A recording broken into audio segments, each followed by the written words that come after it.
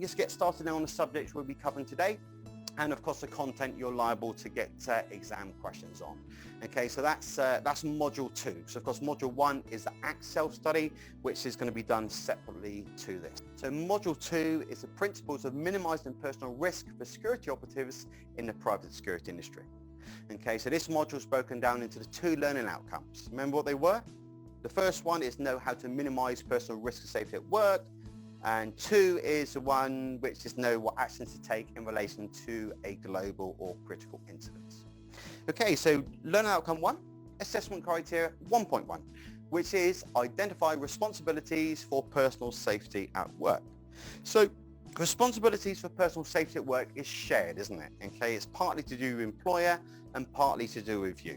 Okay, so if we look at the Health and Safety at Work Act 1974, specifically Section 2, it states that employers have a legal obligation, it's a legal duty of care to conduct sufficient risk assessments on the roles of their employees, and where appropriate, i.e. where there's foreseeable risks that are present, to reduce those risks by providing appropriate guidance and instruction. So for example, your assignment instructions, and hence why they're so important to be read, to be understood and to be followed.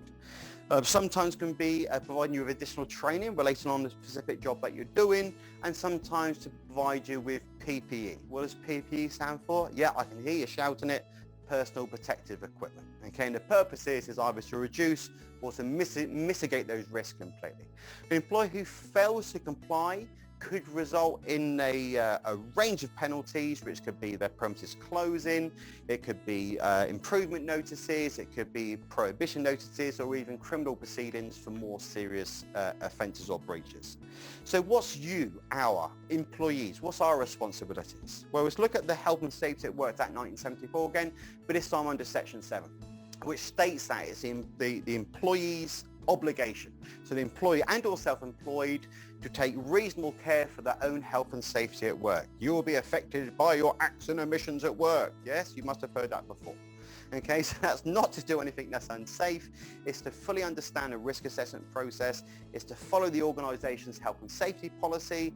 It's to obey all the safety instructions. Where do we get this again from? Where do we get all these instructions? Yes, I can hear you shouting again. AIs. What does AI stand for? Yep, assignment instructions, or venue policy. Okay, but your site instructions that you must read, follow, understand, sign before you start shift when you work. So other parts of your obligations as an employee or self-employed, of course, is to report injuries and accidents to your employer, to use any PPE provided properly if you're provided with it, to follow the organisation's site or emergency procedures, and of course to follow any procedures for lone working. And remember, again, all of this should be in your assignment instructions. Have a look at the next one, which is 1.2, which is identify situations that might compromise your personal safety. Well, as a security officer, think about situations that may compromise your personal safety. Well, it's going to be approaching people, isn't it? It's going to be telling people that they can't do something, they can't come in, or they've got to leave. Or look, you cannot steal that, believe it or not. You cannot steal things. The shop are here to sell it, not for you just to take it away. Oh, well, I know my... What? Yes. Okay, so think about high risk, more high risk types of situations. So of course dealing with people that are there to steal, dealing with people that are drunk, intoxicated on drugs or alcohol, your locations that you're working at. Where do you work? Construction sites, are they high risk? Yeah. Why? Well, it's a building site, yes, and if it's dark there could be things to fall over and things to drop on you. Yes, so again, follow any assignment instructions, wear any PPE, hard hat, shoes, etc., etc. All about if you're working at in a remote location, think about the dangers of that, in relation to how long it's going to get backup to arrive. So that may be a consideration, isn't it? If you see a situation happening, are you going to deal with it if you're on your own? Sometimes you may see it, but yeah, got to deal with it. I'm security. That's my role. That's my job. I've got to do it. Would the police do it? Yeah, that's what I mean. I've been working in the security industry for many, many years, and there's many occasions where, we've called for backup and the police have arrived and they've kind of withdrawn from the situation. It's too dangerous, because although they have the training, they are people, right? And at the same time, you may think, oh yeah, they're scared. Well, yeah, they may well be. Aren't you? aren't we all scared at some times, you know, for situations? You may not be for yourself, but you have families. You're scared for your wife. You're scared for your children. You know, and what I'm saying is don't run straight in. Don't be a Superman. Wait and consider your situations and be aware of the site you're working. So if your site has high value goods, etc., or building sites, even building sites have like power tools and stuff, right? So just take those in considerations. And if you're working alone, think of the dangers of that, okay, as in, you know, backup, how are you going to get backup? If you get yourself to a situation, imagine if you interrupt a crime in the progress. Excuse me, what are you doing there? And they're like, we're stealing your gear. And then what are you going to say? No, you're not. I'm security here. There we go.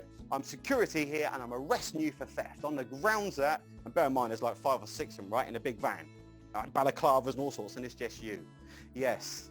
You know, so, you know, a lot of times with security guard roles, guys, you are there just there as a deterrent. And if you come across a situation like that, it may be better for you to back away and call for backup and wait till backup arrives, right? You can't just radio for backup and then go straight in, you know, because when you need backup in seconds, they may take minutes, isn't it? So they're just considerations. Okay, so, you know, working on your own, lone working is probably one of the most highest risk situations that compromise your own personal safety.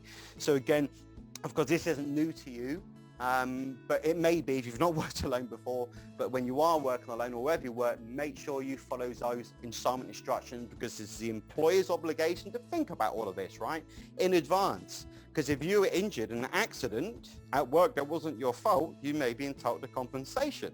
So if you are injured in an accident and the HSE investigate it, what's the first thing they're going to look at? They're going to look at the risk assessment. They're going to make sure, they're going to look at, well, was this foreseeable, this to happen? And what instruction, what training did the employer provide the employee in relation to dealing with that situation? You know, so again, refer back to your assignment instructions, and if you've got questions, make sure you ask them. Let's look at the next assessment criteria now, 1.3, which is identify the risks of ignoring personal safety. Oh, I kind of already covered some of those, haven't I? No. So yes, if you ignore personal safety in conflict situations, you could get hurt, and it could be very serious. You know, and to add insult to injury, you know, if you try to be like a have-a-go hero, you know, if your policy, you know, is they're saying they don't want you to do this, but you end up doing it anyway because you think, well, no, I'm a law-abiding, I'm going to do this and I'm going to uphold the law, and then you get injured, whose fault was that injury?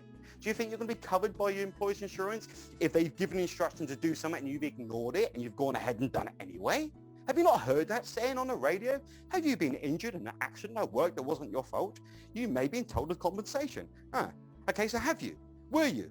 You know, when you look at your assignment instructions, you were told not to get involved, but you got involved anyway. So was it your fault? Have you been involved in an accident at work that wasn't your fault, or was it your fault? It was your fault, wasn't it? No, technically you were just trying to do your job, uphold the law. Yes. Okay, but consider. The fact is, could have that situation been better handled? And this, all I'm saying is think in advance. Don't jump straight in. Okay, and if you do end up getting injured, you know, yes, you may well get compensation, but if they can see that was partly your fault, it's what we call a contributory negligence, then your claim to compensation may be reduced based on that contributory negligence.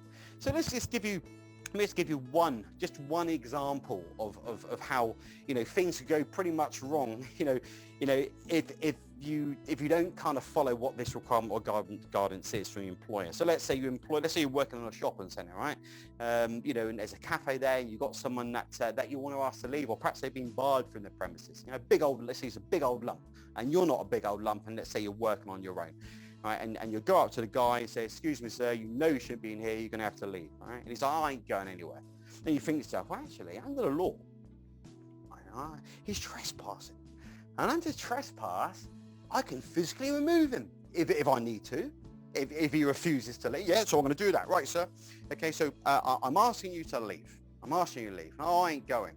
Well, look, sir, you need to leave because if you're barred from the premises, you know you are. And he goes, well, what are you going to do about it? And you think, well, if you don't leave, I have no other option but to have to physically remove you, which I don't want to have to do. Then he says, go on then. What are you now going to do? Do you have the ability to do that? Though legally, by law, yes, you're well within your rights to do so, but do you have the ability? And this is what I'm saying, is just think before you act. And sometimes it's going to be better just to use different types of action. So choice speech, you know, would be saying to the guy, rather than that if you don't go, I'm going to physically remove you, but if you don't go, I'm going to have no option but to have to call the police. That's kind of a better action because you can do that, right? You can call the police, okay? But getting physically removing a guy when he's like 25 stone like this, unless you can do it, don't say you're going to do it, you know, because again, that could put you in higher risk.